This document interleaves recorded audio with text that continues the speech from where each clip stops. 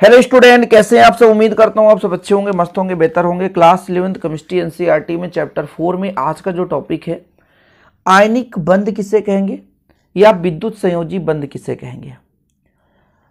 इसके प्रभावित करने वाले कारक कौन कौन से, जैसे आयनिक बंध का निर्माण होता है इसमें कौन कौन से कारक प्रभावित करेंगे।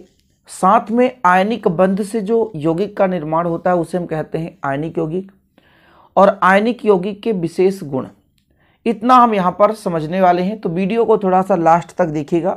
कम समय में कोशिश करूँगा आपको समझाने के लिए, लेकिन बेहतर आपको समझना है। यहाँ पर आपको विद्युत संयोजी बंध समझना है और अगले लेक्चर में सहसंयोजी बंध समझना है। सहसंयोजी बंध और विद्युत संयोजी बंध दोनों देखने में सुनने में भाई सेम लगते हैं, लेकिन थोड़ा सा बंध डिफरेंस होता है। ठीक, कैसे पहचानेंगे किसी यौगिक में कि भाई इसमें ही आयनिक बंध का निर्माण हो रहा है, ये चीज़ तो समझना है। तो यदि शाब्दिक अर्थ में कह दिया जाए कि आयनिक बंध मतलब आयनों के बीच बंध, यानी दो विपरीत आयन हैं उनके बीच क्या है, कुछ न कुछ एक आकर्षण बल होगा जिस कारण एक बंध का निर्माण होगा, उसी बंध को आयनिक बंध कहते हैं। बिल्कुल सही है कि हमारे पास दो आयन से, विपरीत आयन से, एक प्लस और एक माइनस है, इनके बीच जो भी बंध बनेगा उसे हम आयनिक बंध कहते हैं। परिभाषा आप लिख ही सकते हो कि दो आयनों के बीच लगने वाले स्थिर वैद्युत आकर्षण बल द्वारा बनने वाले बंध को हम आयनिक बंध कहते हैं। एग्जाम्पल के तौर पर जैसे NaCl, सोडियम क्लोराइड होता है बच्चों। NaCl मतलब Na पॉजिटिव हो जाएगा, है ना, और Cl निगेटिव। जैसे Na पॉजिटिव होता है और हमारा एक होता है Cl निगेटिव, तो NaCl के बीच जो बंध है तो Na पॉजिटिव और Cl निगेटिव, तब बना लिया NaCl। क्या? NaCl। तो इसके बीच जो बंध का निर्माण हो रहा है उसे कहेंगे आयनिक बंध। अब ये जो दोनों परमाणु है, आपका सोडियम और एक आपका क्लोरीन, तो ये किस प्रकार से साझा करते हैं।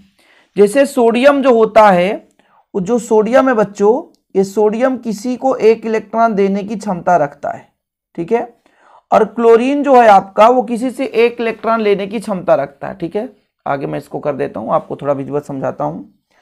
क्लोरीन जो है किसी से एक इलेक्ट्रॉन लेने की क्षमता रखता है, तो Cl निगेटिव आयन बनाता है। ठीक है, ये सोडियम जो है एक इलेक्ट्रॉन देने की क्षमता रखता है और क्लोरीन जो है एक इलेक्ट्रॉन लेने की क्षमता रखता है, इसलिए माइनस हो जाता है, और सोडियम देने की क्षमता रखता है इसलिए प्लस हो जाता है। कोई भी परमाणु यदि इलेक्ट्रॉन देता है वो, है ना, पॉजिटिव के रूप में हो जाता है, और यदि इलेक्ट्रॉन लेता है तो निगेटिव के रूप में हो जाता है। यहाँ पर जो सोडियम है वो अपना एक इलेक्ट्रॉन त्यागने की क्षमता रखता है, इसलिए पॉजिटिव चार्ज लिए बैठा है। क्लोरीन जो है इलेक्ट्रॉन लेने की क्षमता रखता है, इसलिए निगेटिव चार्ज लिए बैठा है, और विपरीत आयन बन गया इस प्रकार से। और जब आयनों के बीच एक बंध बन गया, जैसे Na पॉजिटिव जो है और Cl निगेटिव आपस में क्रिया करके एक बंध या एक यौगिक का निर्माण करते हैं, तो उस बंध को हम आयनिक बंध और यौगिक को आयनिक यौगिक कहते हैं। अब इनमें इलेक्ट्रॉनों का साझा किस प्रकार से होता है ये आपको समझना पड़ेगा।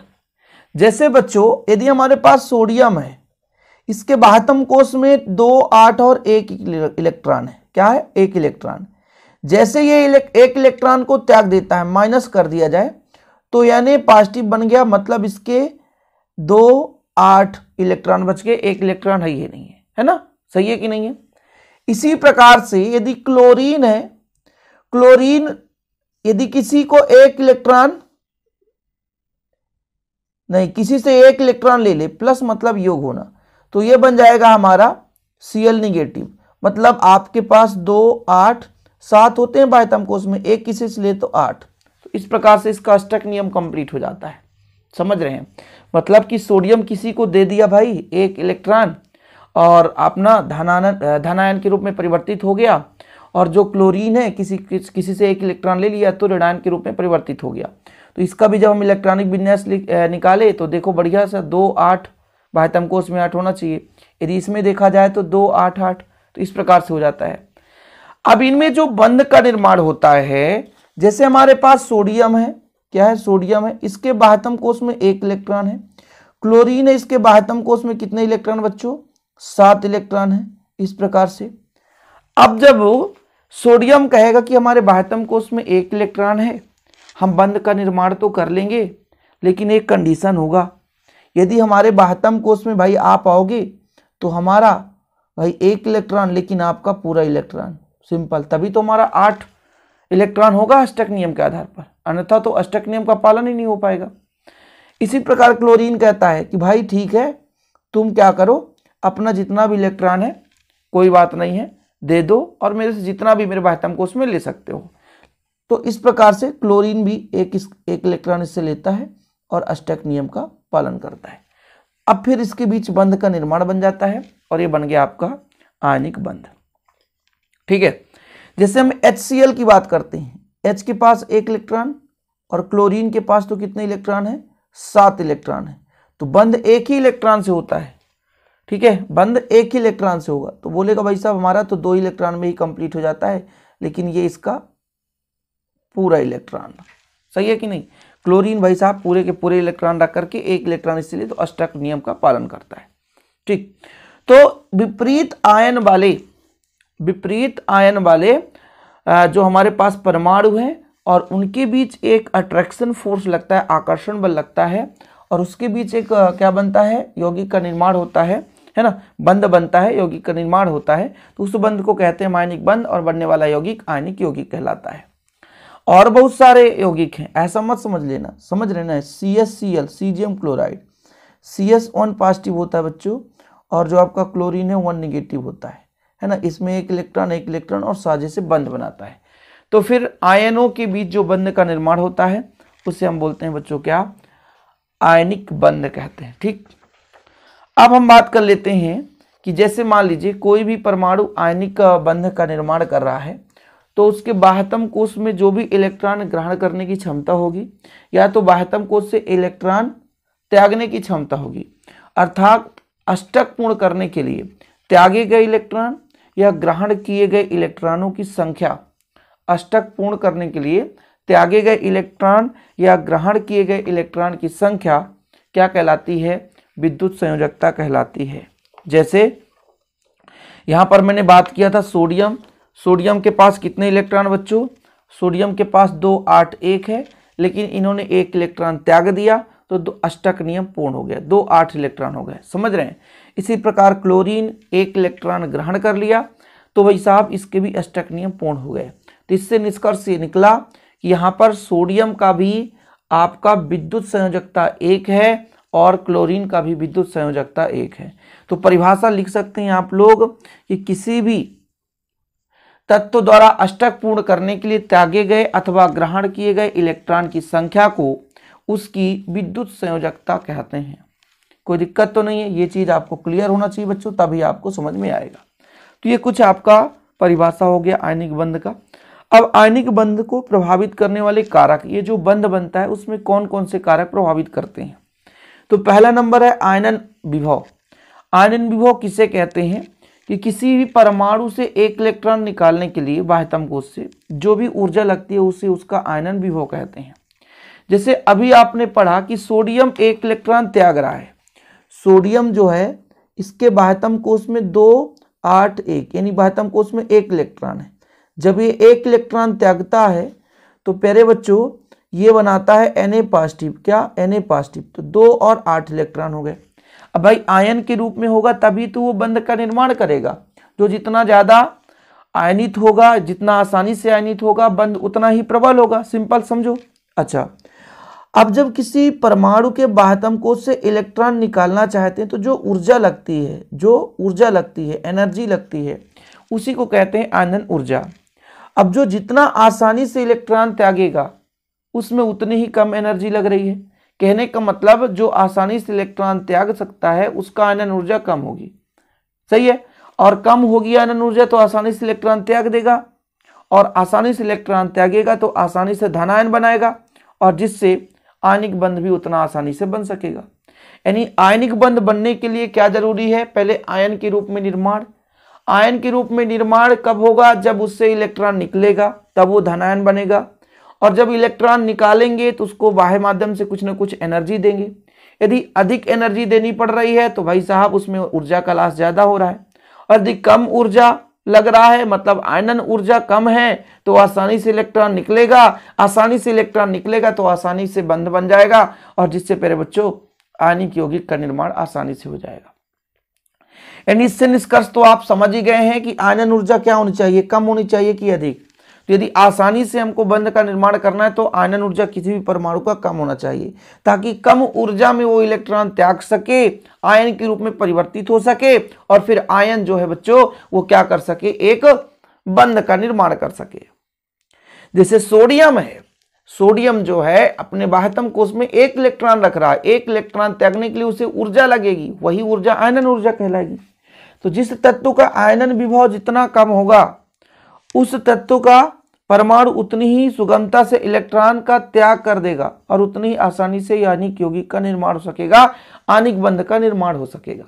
समझ रहे हो ना, बिल्कुल सिंपल है, ज्यादा कुछ नहीं बच्चों, कि किसी भी तत्व का आयनन विभव जितना क्या है, कम होगा, आयनन ऊर्जा जितना कम होगा, परमाणु उतनी ही सुगमता से इलेक्ट्रॉन त्याग सकता है भाई, उतना ही आसानी से फिर बंध का भी निर्माण हो जाएगा। इसी प्रकार बच्चों इलेक्ट्रॉन बंधुता, इलेक्ट्रॉन बंधुता क्या है, इलेक्ट्रॉन ग्रहण करने की क्षमता है, प्रवृत्ति है। जैसे अभी आपने सोडियम देखा, इसमें आयनन ऊर्जा लगा, और यदि हम क्लोरीन की बात करें तो क्लोरीन के बाह्यतम कोश में कितने इलेक्ट्रॉन होते हैं बच्चों, बाह्यतम कोश में 7 इलेक्ट्रॉन होते हैं, मतलब 2, 8 और 7। जब वो एक इलेक्ट्रॉन ग्रहण करता है तो इसका अष्टक नियम पूर्ण हो जाता है, और जब भाई साहब इलेक्ट्रॉन ग्रहण करने की जो प्रवृत्ति वो कहलाती है, वो इलेक्ट्रॉन बंधुता कहलाती है। यानी जो जितना जल्दी इलेक्ट्रॉन ग्रहण करेगा उतना अधिक ऋणायन बनेगा, मतलब उतना ही आसानी से ऋणायन बनेगा, और जितना आसानी से ऋणायन बनेगा उतना ही आसानी से आयनिक बंध का निर्माण हो जाएगा। यानी कोई भी परमाणु, इलेक्ट्रॉन बंधुता की बात करें, किसी भी परमाणु की इलेक्ट्रॉन बंधुता जितना अधिक होगी बच्चों, इलेक्ट्रॉन बंधुता जितनी अधिक होगी उतनी ही प्रबलता के साथ वो ऋणायन बनेगा और उतना ही आसानी से आणविक बंध का निर्माण करेगा। यानी जिन तत्वों को इलेक्ट्रॉन ग्रहण करने की प्रवृत्ति अधिक होती है ना, इलेक्ट्रॉन ग्रहण करने की प्रवृत्ति अधिक होती है, मतलब इलेक्ट्रॉन बंधुता उतना अधिक होगी, प्रबलता के साथ ऋणायन बनेगा और शीघ्रता से आणविक बंध का निर्माण हो जाएगा। विद्युत ऋणात्मकता ये क्या है, साझे के इलेक्ट्रॉन को, जैसे विद्युत संयोजी आबंध से बनने वाले 2 परमाणुओं की विद्युत ऋणता जितनी अधिक अंतर होगा उतनी ही आयनिक बंध प्रबल होगा। यहां का मतलब यह है कि साझे के इलेक्ट्रॉन को अपनी ओर आकर्षित करने की क्षमता जितनी अधिक होगी उसमें भाई साहब आयनिक बंध का निर्माण उतना ही प्रबल होगा, क्योंकि उतनी ही आसानी से वो खींचेगा। साझे के इलेक्ट्रॉन का भाई देखो, मतलब हम आपसे एक इलेक्ट्रॉन के साथ बंध बना रहे हैं, कहीं ना कहीं सोडियम क्लोराइड हम एग्जाम्पल इसीलिए आसानी से लेकर चल रहे हैं ताकि आपको समझ में आए कि भाई साहब जो सोडियम और क्लोरीन ये साझे के इलेक्ट्रॉन को एक दूसरे को आकर्षित करने की जितनी क्षमता होगी उतना ही प्रबल उसका हम क्या कर सकते हैं, आणविक बंध का निर्माण कर सकते हैं। और जो आखिरी प्रभावित करने वाला कारक है वो है जालक ऊर्जा। जालक ऊर्जा का मतलब क्या होता है बच्चों, जैसे हमारे पास मान लो कोई क्रिस्टल है, उसको हम तोड़ना चाहते हैं, क्रिस्टल को हम उसको आयन के रूप में तोड़ना चाहते हैं, तो कहीं ना कहीं उसमें एक बल लग रहा है, उसी बल को तोड़ने के लिए कुछ ना कुछ ऊर्जा लगती है, उसे हम बोलते हैं जालक ऊर्जा। जैसे 1 मोल आयनिक क्रिस्टल को अभी आयनों के निर्माण के लिए जितनी ऊर्जा आवश्यकता होगी या जितना ऊर्जा उत्सर्जित होती है उसे उसका हम जालक ऊर्जा कहते हैं। कुछ बुक में आपको ऐसा भी मिल जाएगा कि 1 मोल ठोस आयनिक क्रिस्टल से अभी आयनों को पृथक करना है तो जितना ऊर्जा आवश्यकता होगी उसका जालक ऊर्जा कहेंगे।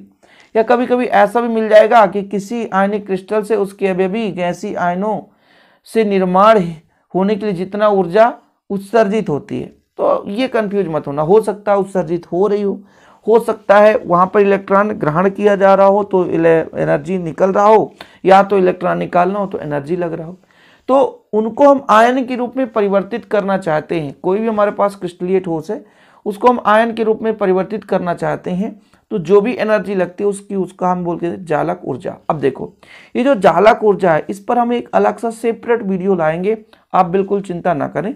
अभी फिलहाल आप आयनिक यौगिकों के गुण पर चर्चा कर लीजिए। तो आयनिक यौगिक के गुण कौन कौन से हैं, एक भौतिक अवस्था, क्रिस्टलीय संरचना, उच्च गलनांक, क्वथनांक। अरे तो काफी लंबा है भाई साहब, है ना, जो कि अगले लेक्चर में ठीक रहेगा, उसे मैं समझा दूंगा क्योंकि काफी लंबा समय लगेगा। कठोरता, भंगुर की प्रकृति, आयनिक अभिक्रिया, समाव्यपता, विद्युत चालकता, ये सब कुछ अगले लेक्चर में हो जाएगा, मजा भी आएगा, बेहतर आप समझ भी पाओगे। तो आज के इस छोटे से लेक्चर में जालक ऊर्जा तक मैंने कंप्लीट कर दिया।